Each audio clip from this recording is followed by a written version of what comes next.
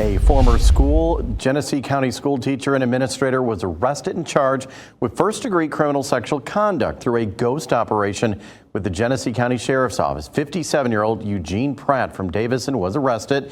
He was arrested yesterday at Pass Treatment Center for people addicted with drugs and alcohol. There, he was a driver, but he has decades of work in education. The sheriff says there were even civil actions between alleged victims. Mid-Michigan Now's Courtney Bennett joined us in the Content Center. What are these civil actions? Dave, these civil actions, there are actually 3 of them, according to Genesee County Sheriff Chris Swanson. They're agreements between victims, their families, schools, insurance companies, and civil attorneys. Now, these date back almost 10 years, according to Swanson. That's what he said today. They were also non-disclosures as well. These civil actions in one case totaled $165,000. In the other 2 cases, there were $100,000. Genesee County Sheriff Chris Swanson says his office was brought onto this case on February 24th of this year. Swanson says they believe right now there are at least 15 victims, but says he thinks there are more. Swanson says the victim who came forward is an adult man. He says they were able to give this victim a voice. From 1986 to now, Pratt has worked in 11 different educational settings. The victims are young teens to adults, according to the sheriff. He says they were in adult education scenarios.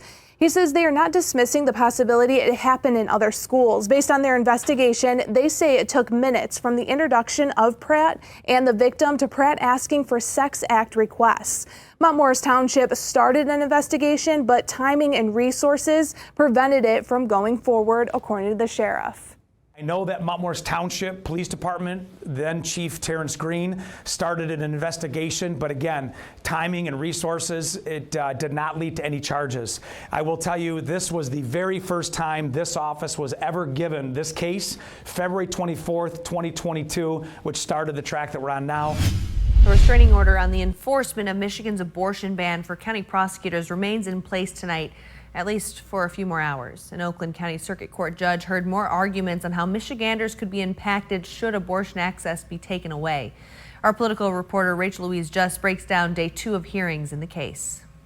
A day that was supposed to be focused on the impacts of 13 Michigan prosecutors enforcing an abortion ban despite a preliminary injunction ended up being a day focused on the psychological and medical impacts of the procedure. It's the second day in the latest court battle for abortion access in Michigan as access continues to hang by a thread. Judge Jacob Cunningham says he'll rule on this issue tomorrow morning at 10:30 a.m. Today, Cunningham heard from attorneys, including representatives of Governor Gretchen Whitmer's office, the Attorney General's office, and county prosecutors. Right now, Michigan's 1931 abortion ban remains dormant after a court of claims judge ruled in May that it could not be enforced statewide. The strength of that ruling came into question earlier this month when a court of appeals judge ruled county prosecutors could prosecute abortion providers. That decision was put on hold after Governor Whitmer requested a temporary restraining order blocking prosecutors from enforcing the law. Well, I've got my lawsuit in front of the state Supreme Court. We've got a ballot initiative that everyone will have an opportunity to vote on in November. And so it's my hope that this restraining order stays in place and that the people get a chance to vote in November without this care being ripped away from them. I reached out to the attorney representing the pro-life case today for a comment, but did not hear back by airtime.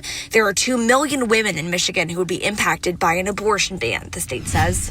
At this point, they are, Dave. I don't know if you can see all of the people walking out of city council chambers now, but that is the result of 4 council members getting up and walking out of the meeting, breaking their quorum. Now, like you said, they were set to discuss 2 major things today, including those Flint security cameras for the Flint Police Department, as well as the $300 water credits, which residents have been waiting on for at least a month at this point. Now, going into those security cameras that was supposed to be voted on today, Flint Police Chief Terrence Green says these are a necessity.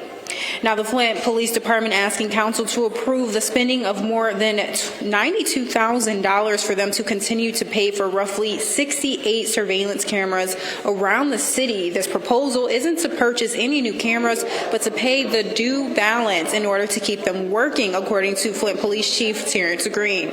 So far, 2 council members, before breaking quorum today, said that they would support the money being spent, but nothing was decided on and won't be deciding on at this point. Now, Chief Green says approving these funds are essential to keeping up the security around the city.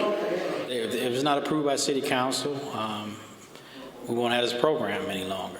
These cameras have been very successful in solving and preventing violent crime, such as drive-by shootings, homicides. They've been very successful.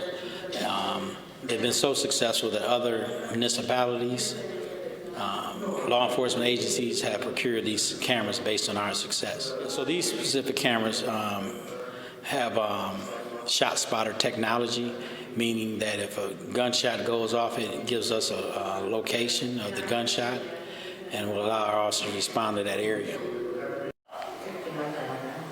Now, again, just to reiterate what Chief Green says, these cameras are pretty important, and the approval of these funds in order to keep them running. Now, one thing he did tell us earlier today, before council broke before council members walked out, is that these cameras are being used for back to the bricks. He says the spending of these funds needs to be approved today so that he can pay it. Now, going back to council, they won't be voting on anything today, so we'll have to update you on those funds, on the $300 water credit, and where council stands at this point.